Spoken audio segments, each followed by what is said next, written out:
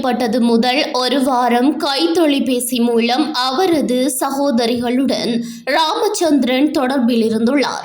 இதன்போது கலிகை படை முகாமில் வைத்து தான் விசாரணைக்காக அழைத்து செல்லப்பட்டமை தொடர்பில் இராணுவத்தினரால் தடுத்து வைக்கப்பட்டிருப்பதாகவும் அவரே நேரடியாக தெரிவித்தும் உள்ளமை குறிப்பிடத்தக்கது.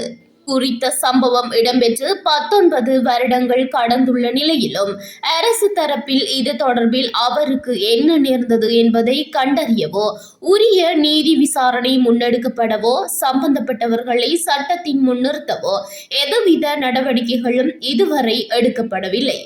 இடைப்பட்ட காலத்தில் 2018ஆம் ஆண்டின் இறுதி காலகட்டத்தில் 3 மாத இடைவெளியில் தந்தையும் தாயும் தமது மகனை காணாமலேயே அடுத்தடுத்து உயிரிழந்திருந்தனர்.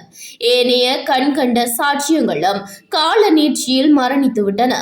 இந்நிலையில் ராமச்சந்திரனின் சகோதரி மட்டுமே தற்போது உயிர் வாழும் சாட்சியமாக நம்மிடையே வாழ்ந்து வருகின்றார்.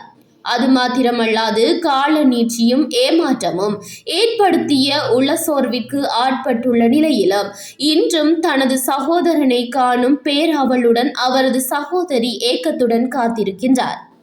காணாமல் ஆக்கப்பட்ட பின்னர் அவருக்கு என்ன நடந்தது என்பதனை நிரூபிக்கும் வகையிலான வலுவான சாட்சியங்களும் நேரில் கண்ட சாட்சிகளும் உள்ளதான வெகு அரிதான சம்பவங்களில் ஒன்றாக ராமச்சந்திரனின் விடயம் இருந்த போதிலும் இதுவரை அதற்கான நீதி பொறிமுறை ஆரம்பிக்கப்படாமலே வலிந்து மௌனிக்க செய்யப்பட்டுள்ளது.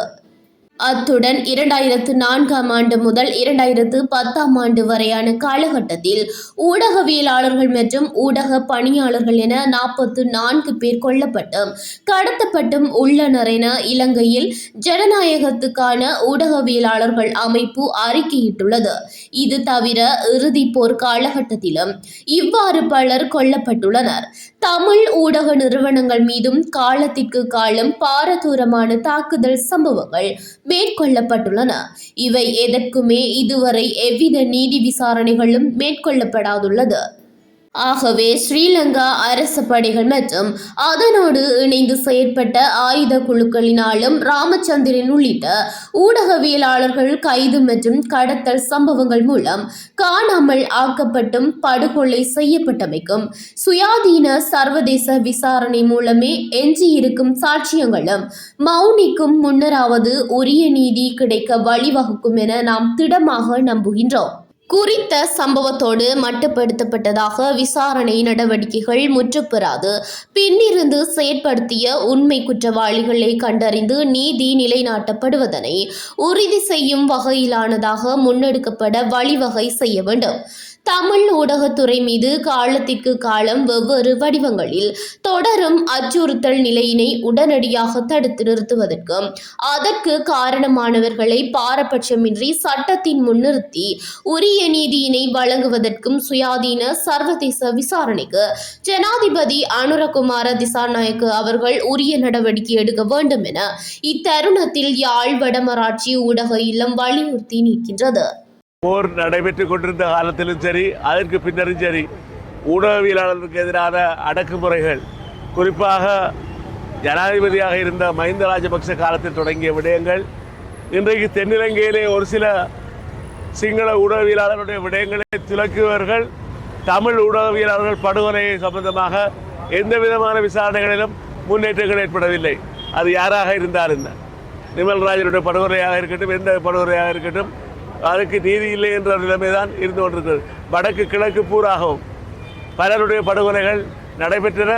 இது 2007ஆம் ஆண்டிலே மணல் கொள்ளைக்கு எதிராக குரல் கொடுத்த இந்த ஊடகவியலாளர் ராமச்சந்திரன் அவருடைய கட்டுரை வெளியாகிய தினக்குரலில் வெளியாகிய 2வது நாள் அவர் கடத்தப்படுகின்றார் என்றால் இராணுவமும் EPDP தான் பொறுப்பு என்று அவர் தன்னுடைய கட்டுரையிலே கூறியிருந்தார். அது மாத்திரமல்ல, அவரை அதன் பின்னர் அந்த முகாமிலே தடுத்து வைக்கப்பட்டிருந்த பொழுது பல இராணுவத்தினருடைய தொலைபேசி மூலம் அவர் பேசியிருக்கிறார். வீட்டுக்கு கடத்தப்பட்டதுக்கான ஆதாரங்கள் சாட்சியங்கள் ஒவ்வொன்றாக தந்தையார் தாயார் என்று இறந்து கொண்டிருக்கக்கூடிய நேரத்தில் ஒரு கிராம சபை உத்தியோகத்தர் கூட சொல்லியிருக்கார், நான் அவரை பார்த்தேன் என்று. ஆகவே இவர்கள் காலம் கடத்துகின்றது நிலைமாறு கால நீதிக்கிடையிலே சுத்துமாத்து நீதியாக எல்லாம் நீர்த்து போய் செய்யக்கூடிய நிலைமையை நோக்கி செல்கிறது. ஆகவே உடனடியாக சர்வதேச தலையீட்டின் மூலம் எங்களுக்கு ஒரு நீதி கிடைக்க வேண்டும் என்பதுதான் எங்களுடைய பொதுமக்களுடைய விருப்பம் வேண்டுகோளுமாகும். இந்த பயங்கரவாத தடுப்பு பிரிவினர் இந்த ஊடகவியலாளரை அச்சுறுத்தி வரும் அவர்களை விசாரணைக்கென்று அழைப்பதும் இவ்வாறு ஒரு ஊடகத்தை அடக்குகின்ற செயற்பாட்டிலே இந்த ஸ்ரீலங்கா அரசாங்கம் தொடர்ச்சியாக ஈடுபட்டு கொண்டிருக்கிறது. இதை நாங்கள் வன்மையாக கண்டிக்கின்றோம். ஊடகவியலாளர்கள் சுதந்திரமாக அவர்களுடைய பணிகளை மேற்கொள்வதற்கு செயற்படுவதற்கு இந்த அரசாங்கம் வழிசமைத்து கொடுக்க வேண்டும். காணாமல் ஆக்கப்பட்டிருக்கின்ற இந்த ராமச்சந்திரன் அவர்களுடைய குடும்பம் இன்று கூட அவரை தேடி அலைந்து திரிந்து கொண்டிருக்கின்றது. ஆனால் அவருக்கு என்ன நடந்தது என்பது கூட இன்று வரை தெரியாது. காணாமல் ஆக்கப்பட்டமைக்காகவும் ஒரு சர்வதேச விசாரணை ஒன்று, சுயாதீனமான விசாரணை ஒன்று நடத்தப்பட வேண்டும் என்பதிலும் உறுதியாக நின்று செயல்பட்டு வருகின்றோம்.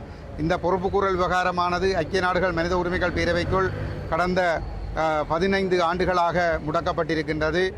ஐக்கிய நாடுகள் மனித உரிமைகள் பேரவைக்கு குற்றவியல் விசாரணையை நடத்துவதற்கான அதிகாரம் இல்லாமல் இருக்கின்ற ஒரு சூழலிலே அந்த விவகாரத்தை தொடர்ந்தும் அந்த பேரவைக்குள் முடக்கி வைத்து கொண்டிருப்பதன் மூலமாக தமிழ் மக்கள் மீது குற்றம் புரிந்த ஸ்ரீலங்கா அரசு, அதனுடைய ஆயுதப்படைகள், அதனோடு இணைந்து இயங்கிய துணை இராணுவ குழுக்கள் தொடர்ந்தும் அந்த தண்டனைகளில் இருந்தும் விசாரணைகளிலிருந்தும் தப்பித்துக் கொள்வதற்கான வாய்ப்புகள் மட்டும்தான் வழங்கப்படுகின்றது. அது மட்டுமல்லாமல் இங்கே அறிக்கையை வாசித்த ஊடகவியலாளர் மதியவர்கள் அந்த அறிக்கையிலே குறிப்பிட்டது போன்று இந்த சாட்சியங்கள் தான் இப்பொழுது வயது முதிர்ச்சி காரணமாகவோ அல்லது சுயினம் காரணமாகவோ அல்ல விபத்துக்கள் காரணமாகவோ உயிரிழக்கின்ற நிலைமை அதிகரித்து கொண்டு செல்கின்றது, அல்லது வயது முதிர்ச்சி காரணமாக நினைவிழந்து போகின்ற நிலைமை. இதனால் சாட்சியங்கள் இல்லாமல் போகின்ற பொழுது குற்றவாளிகள் தப்பித்துக் கொள்ளக்கூடிய ஒரு சூழல் அதிகரித்து கொண்டிருக்கின்றது.